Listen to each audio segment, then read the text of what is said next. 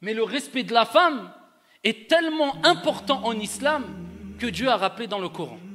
Et le prophète alayhi salatu wassalam, dans les récits prophétiques authentiques, que la femme, c'est ta fille, c'est ton épouse, c'est ta mère, et que lorsqu'elle est une fille, c'est une protection pour toi contre le feu de l'enfer. Lorsque c'est ton épouse, eh bien c'est elle qui va faire de toi un croyant parmi les croyants à la fois la plus complète et parfaite. Et lorsqu'elle est ta mère, c'est ton paradis. Lorsqu'elle est ta fille, c'est une protection pour toi contre le feu de l'enfer. La preuve rapportée par l'imam al-Bukhari.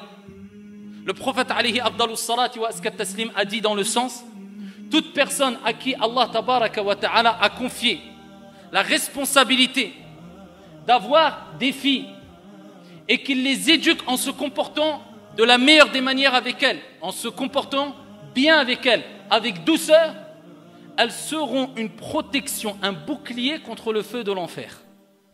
Ta fille, c'est une protection pour toi au jour de la résurrection, afin de te rappeler, comporte-toi avec la plus grande des douceurs et la meilleure des manières avec ta fille, avec le garçon aussi. Mais il y a une particularité pour la fille.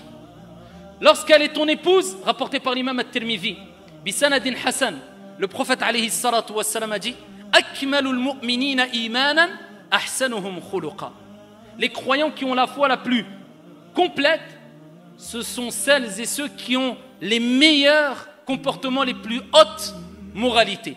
Wa khiyarukum khiyarukum linisa'ihim. Et les meilleurs d'entre vous, c'est comme si le prophète nous disait: ceux qui ont les meilleurs comportements, et les meilleurs d'entre vous sont ceux qui sont les meilleurs envers les épouses. Ton épouse fera de toi un croyant parmi les croyants à la foi la plus complète. Et lorsqu'elle est ta mère, la femme, eh bien le prophète alayhi salatu wassalam nous dit, dans le hadith rapporté par An-Nasa'i, il dit à un compagnon: ilzamha fa innal jannah tahta aqdamiha.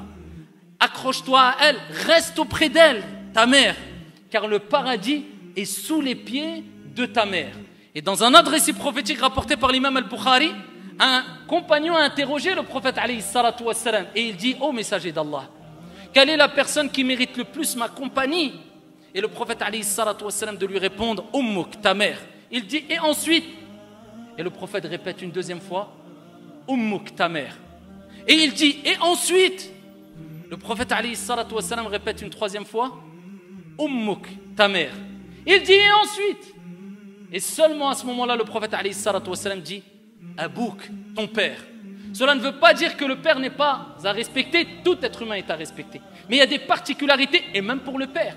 Car dans un autre hadith, le prophète alayhi salatu wassalam dit: le paradis sous les pieds du père et de la mère. Et dans un autre hadith, le prophète alayhi salatu wassalam dit: le père est la porte du milieu des portes du paradis.